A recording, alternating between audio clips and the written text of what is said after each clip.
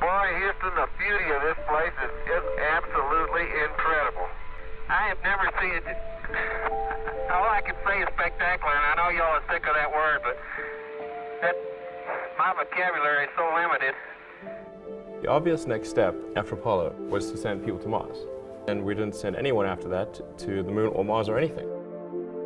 If you'd asked people in 1969, what would 2013 look like? They would have said, there'll be a base on the moon. We would have at least sent some people to Mars. A groundbreaking discovery could mean future human colonies on Mars are possible.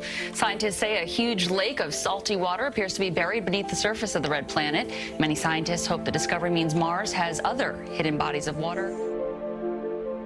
So there's oceans of water. I mean, the topsoil is full of water on Mars. Water is hydrogen and oxygen. Oxygen to breathe, hydrogen and oxygen makes fuel. So that's a huge resource. Mars was once a warm and wet planet. It had liquid water on its surface for more than 1 billion years.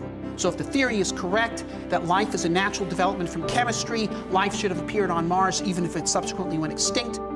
And if we can go to Mars and find fossils of past life, we'll have proven the development of life is a general phenomenon in the universe. Creating a self-sustaining civilization on Mars would be the greatest adventure ever in human history. Right now, you cannot go to Mars for infinite money. We have to figure out how to improve the cost by 5 million%. And it sounds like virtually impossible, but I think there are ways to do it. There are places on Mars that you could just about have liquid water. It can be 20 degrees Celsius, warmer than Minnesota. So there are places where it's not horrendous on Mars. There are American heroes who don't like this idea. Neil Armstrong, Gene Cernan have both testified against commercial spaceflight, and I wonder what you think of that. I was very sad to see that. Because those guys are, those guys are heroes of mine, so it's really tough. The critical breakthrough that's necessary is a rapidly reusable orbital rocket. Humanity landing on the moon, man, that was maybe the greatest thing ever. So I can't believe we're launching from that pad.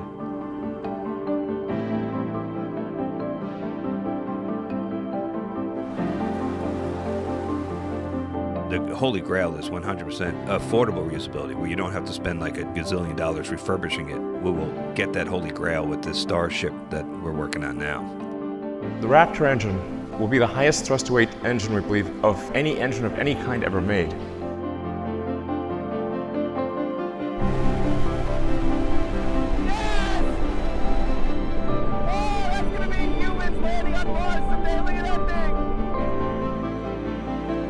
At least 100 people per trip is the right order of magnitude in order to reduce the cost per person.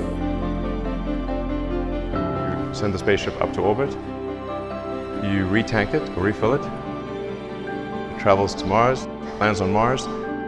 You can use solar power to extract CO2 from the atmosphere, combine it with water, and produce fuel and oxygen for the rocket. This is a dangerous mission. It's definitely dangerous. We're going to look back at 2020 as a year that everything changed, because this is the beginning of that infrastructure, that private sector commercial infrastructure and ability to actually get it done, as long as we don't screw it up.